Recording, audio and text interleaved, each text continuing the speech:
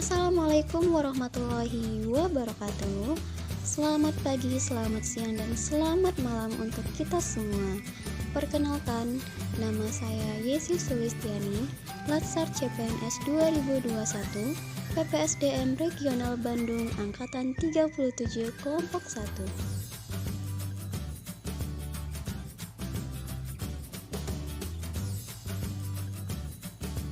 Di video kali ini, saya akan membahas analisis isu efektivitas kinerja individu berdasarkan tupoksi.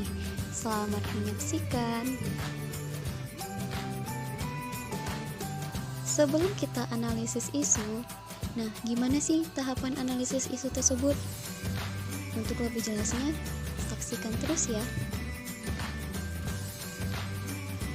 Terdapat 5 tahap analisis isu, diantaranya yang pertama, menganalisis isu berdasarkan tupoksi. Yang kedua, menepis isu dengan menggunakan teknik USG. Yang ketiga, analisis isu menggunakan teknik Fishbone. Yang keempat, analisis menggunakan SWOT atau SWOT. Dan yang terakhir, strategi pemecahan masalah.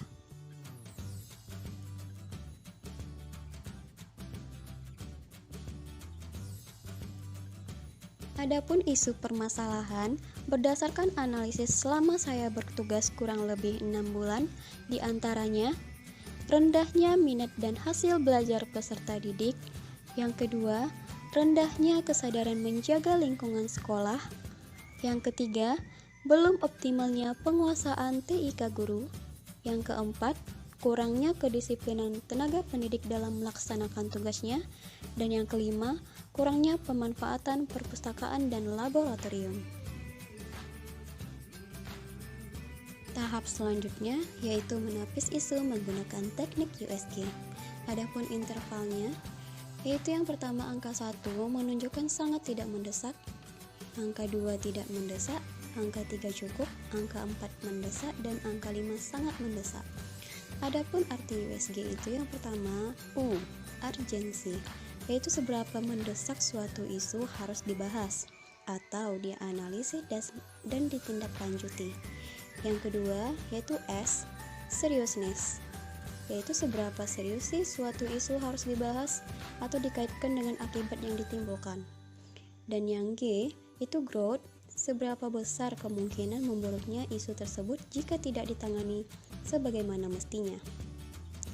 Oke, dapat diperhatikan, berdasarkan tabel USG tersebut, maka total isu dari kelima isu itu, yang pertama, rendahnya minat dan hasil belajar siswa, yaitu mendapatkan total 15, rendahnya kesadaran menjaga lingkungan sekolah, mendapatkan total 12, dan belum optimalnya penguasaan TIK guru, mendapatkan skor 11, kurangnya kedisiplinan guru dalam melaksanakan tugas, total 13, dan kurangnya pemanfaatan perpustakaan dan labor dengan total 13, sehingga peringkat yang pertama yaitu didapat oleh rendahnya minat dan hasil belajar siswa.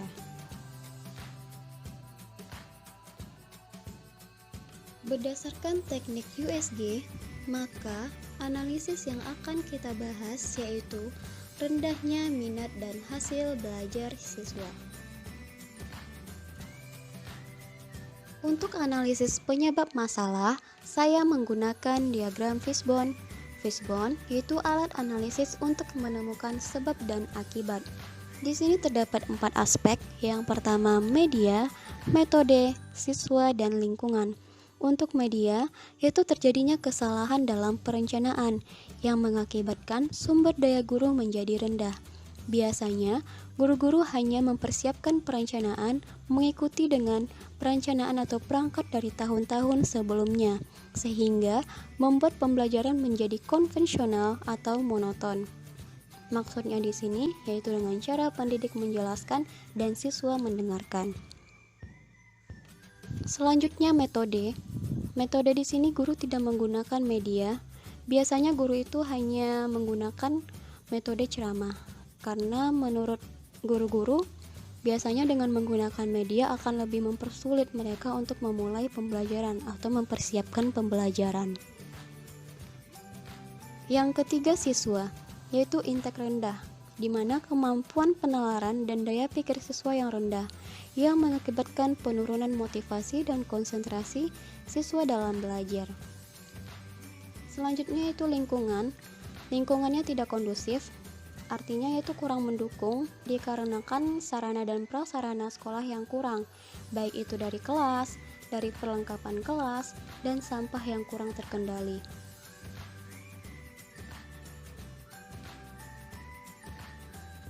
Apa dampak yang ditimbulkan jika masalah tidak diselesaikan? Yang pertama itu learning loss, di mana hilangnya pengetahuan dan keterampilan baik umum ataupun spesifik. Yang kedua, penurunan pencapaian belajar. Yang ketiga, akan terjadinya kemungkinan besar yaitu ancaman putus sekolah, yang dikarenakan karena hasil belajarnya yang semakin turun dan semakin turun.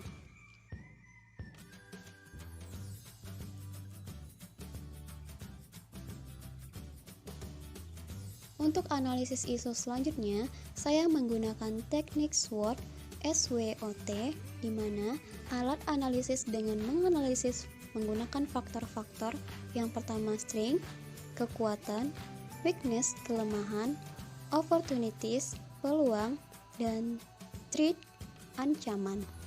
Yang pertama strength, yaitu dengan variasi metode dan media pembelajaran yang bervariasi menimbulkan semangat belajar.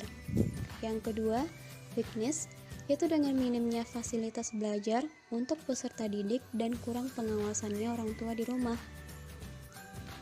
Yang opportunities, peluang, adanya keinginan yang kuat untuk guru belajar IT atau menggunakan media lainnya yang mudah dipelajari. Dan yang terakhir itu threat, ancaman, yaitu penurunan hasil belajar hingga menimbulkan ancaman sampai putus sekolah.